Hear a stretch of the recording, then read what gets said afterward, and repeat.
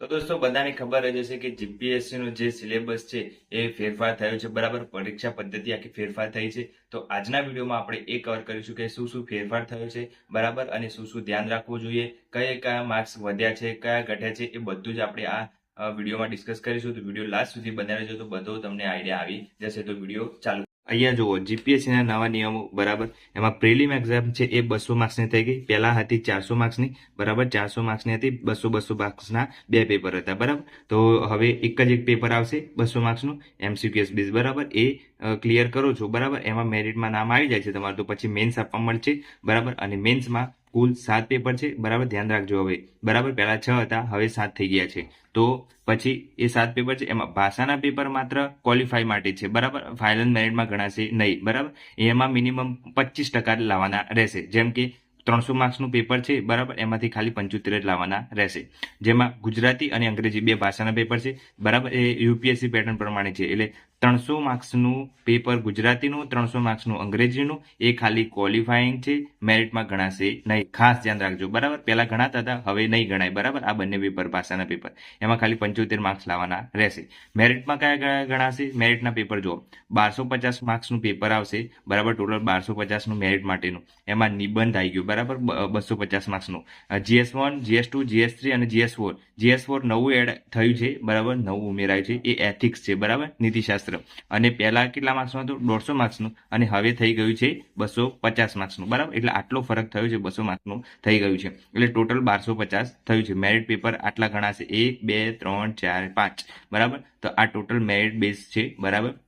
આનાથી જ ગણાશે. તો ઇન્ટરવ્યુ છે એ 150 માર્ક્સનું થઈ ગયું, બરાબર. પહેલા હતું 100 માર્ક્સનું હતું, હવે 150 માર્ક્સનું થઈ ગયું છે. અને ફાઇનલ મેરિટ કોના આધારે ગણાશે? તો આ 1250 માર્ક્સ હતા, બરાબર, એ અને 150 માર્ક્સ ઇન્ટરવ્યુના, એટલે ટોટલ થઈ ગયા 1400, બરાબર. એટલે આપણે આ મેરિટ આના બેઝ પર ગણાશે, મેન્સ અને ઇન્ટરવ્યુ, બરાબર. એટલે આ આપણું થઈ ગયું મેરિટ બેઝ ઇન્ટરવ્યુ સાથેનું ફાઇનલ મેરિટ.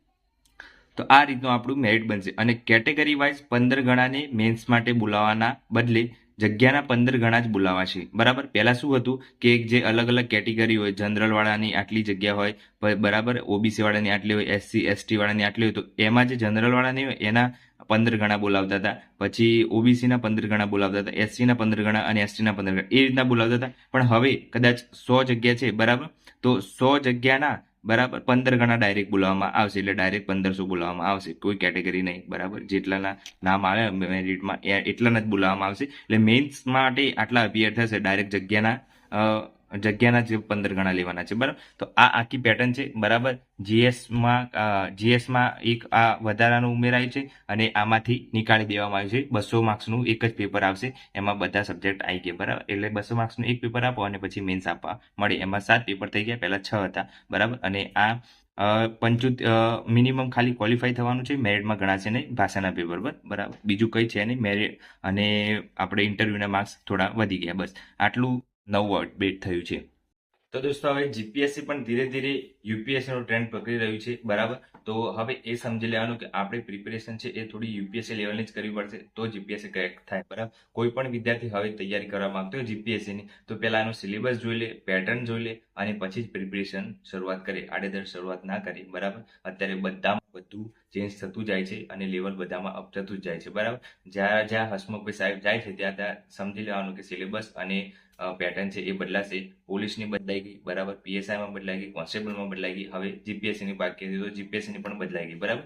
તો સિલેબસ જોઈ અને પછી એ પ્રમાણે બુક જોઈ અને પછી તૈયારી કરવી, બરાબર. તો આ બધું ખાસ ધ્યાન રાખવાનું કે શું શું જોઈએ, બરાબર, શું શું પેટર્ન છે, સિલેબસ પહેલા ડાઉન કરી દેવાનું અને પછી જ બધું જોવાનું, બરાબર. તો આ રીતની બધી ફેરફાર હતી એ આપણે વિડીયોમાં ડિસ્કસ કરી દીધું. જો વિડીયો ગમે તો લાઇક, શેર અને સબસ્ક્રાઇબ જરૂરથી કરજો. જય હિન્દ, જય ભારત.